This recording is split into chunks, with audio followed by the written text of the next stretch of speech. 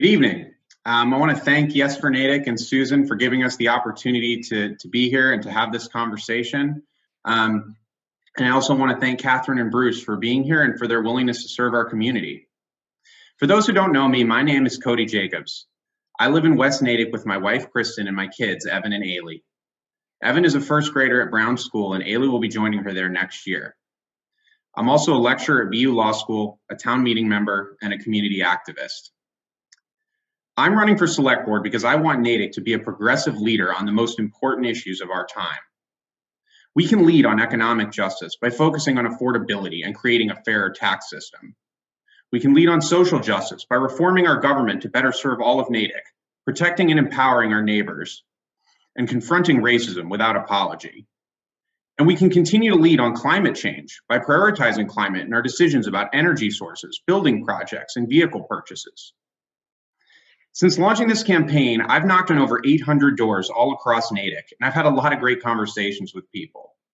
People love Natick, but they feel a disconnect between themselves and Natick's government. Many people I talk to have never even heard of the Select Board, and many of those who have no longer feel it's worth paying attention to as they did in years past. These are not individual failures of civic engagement, but rather represent a systemic problem. Natick's government needs to adapt and meet people where they are so it can be accountable and responsive, not just to people who have hours and hours to volunteer, but to everyone who calls Natick home. I look forward to answering your questions tonight, and I hope to earn one of your 2 votes on March 29th. Thank you. If elected, you will be new to the select board. Describe your management style. I think, my style also begins with listening. I think you always have to start there and actively listen to what people's concerns are, whether they agree with you, disagree with you, find out what the reasons are so that you can begin to work collaboratively together. As an attorney, before I got into academia, I worked on gun control policy, one of the most contentious issues that there is. And I worked with policymakers at the state and local level and a lot of different stakeholders outside of government as well to come up with strong gun policies, even in the face of people pulling in a lot of different directions. And I think, again, it starts with listening. It starts with being knowledgeable about the issues and making sure you're educating yourself and finding out where there is common ground so that you can get things done. Thank you, Cody. What is the number one issue facing Natick, and how will you work to fix it if elected? In knocking on people's doors, the number one issue that I hear from people is about affordability.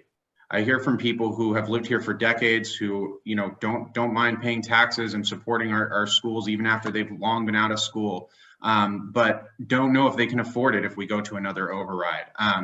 And that's really a concern for me. I think that, for me, I think the top issue facing Natick is affordability. And I think that as far as the things I would do to address it, I think one thing has to do with reforming our tax system. I think that we should split the tax rate, as many communities have done across Massachusetts that are similar to Natick, to shift the burden from residential property owners onto commercial taxpayers, just as, again, most similar peer municipalities have done. I think we need to adopt a senior property tax exemption as well to help seniors stay in their homes. I also think we need to add more affordable housing stock here, and that's why I favor passing a Community Preservation Act here in Natick as well. So I think, to me, the number one issue is affordability, and those are some of the things I would do to tackle it. What is your economic development vision for downtown Natick and Route 9, and how can you support the business community so that it not only survives coming out of the pandemic, but it actually thrives? Yeah, so I think that there's a lot of things we can do to support the business community better in Natick to attract more business growth. So I think it starts with communication with our government. I think sometimes people have found that Natick's government is very hard to do business with, that it's hard to get a business open here. And I think we need to do more. If you compare our website to the website of some of these peer communities that I mentioned before, I think that we're a little bit behind in the way that we communicate. And that's a priority that I hope that the new Chief Information Officer will work with our Community and Economic Development Office on to tackle, because I think that's a key part of it. I also think that we need to encourage development in those places that you mentioned, and not just commercial development, but residential development as well. I know densification isn't always popular, but if we're going to get the kind of vibrant businesses that we want, the best thing we can do for them is to increase foot traffic and bring them those customers. So that way people do want to come here and open up a business. And finally, other ways we can cut red tape as well. I was heartened to see that the select board is undertaking a study of our alcohol policies to see about modernizing those, because I think if we're going to be competitive, we need to look at what other communities are doing. And that's fine. What are your thoughts on the town's tax rate, and how could you balance the needs of the community, meaning police, fire, DPW, while working to keep Natick affordable for all? Yeah, so picking up on the split tax rate issue, because I know that's a key differentiation between me and my opponents. So yes, as mentioned, there are most peer communities that are similar to Natick have long ago adopted a split tax rate. This isn't just something during the pandemic. In fact, during the last 10 years, we've had lower commercial growth than than most communities that have adopted, that are similar to us and have adopted a split tax rate. Watertown is one example, but there's many others as well, including Needham, Marlboro. And the other thing, and many of those places have a very similar split of commercial to residential property that we do. So they're facing the same 4-to-1 ratio. And yet they've still adopted the split, and businesses continue to thrive there at a greater level than it does in Natick. And also, the increasing property values, that's an interesting thing to think about in the context of the commercial versus residential property, because the way the valuations are is different. The average single family homeowner has seen their property tax bill go up by over $2,000 since 2016. The McDonald's on Route 9 has seen their tax bill go down. I don't think this is fair, and I'd vote to change it. Thank you. Do you think that there are any efficiencies in town government that can be done to save money, especially since we've talked about the budget deficit? And what efficiencies specifically, and why? I think we're so lucky in Natick. Just every person I've worked with, I've been just so impressed with how seriously they take their work for the public. That said, I do think that we do, as members of the select board, we're the people's voice in talking to the, setting goals for the town administrator. And I do think that we need to, always look for more efficiencies and ways to improve. I don't think, the structural deficit is such that there's not some hidden thing in the budget that's going to close it, so it's not, I hate to say that because that's not what people want to hear. But it's just not the way it is. That said, I do think we need to always have a critical eye to the budget, because we are the people's representatives there, to make sure that, we're asking tough questions about how our money is being spent. Do you think Natick is a safe community? Why or why not? I think Natick is a safe community, but I think it could be safer for everyone. I think that, when we think about whether it's safe, I think it certainly feels safe for me, as a person who's so fortunate to have a lot of privilege and, not have to worry about too many things. I think it feels safe. But I think that there's other people to whom it may not feel as safe. If you're, a person who is, for example, trying to, walk to work, for example, or you're trying to bike to work, which actually I did used to do. I think that there are ways that our roads could be a little bit safer, for example, for all users, not just people who are in cars. That's why I helped lead the effort at town meeting last year to lower the speed limits in our town. And, so I think that we need to look at safety from a broad standpoint of everyone, and not just, not just those of us who are very fortunate to not have to face too many safety issues in our day-to-day lives. How will you advocate for safer roads in Natick, both infrastructure and in regards to speeding and traffic? I think that, we do, as I mentioned in my other answer, I think we do need to look at roads from the perspective of everyone using them, not just cars, but people who are on bikes and people who are walking. And I think that, part of that is the lower speed limits.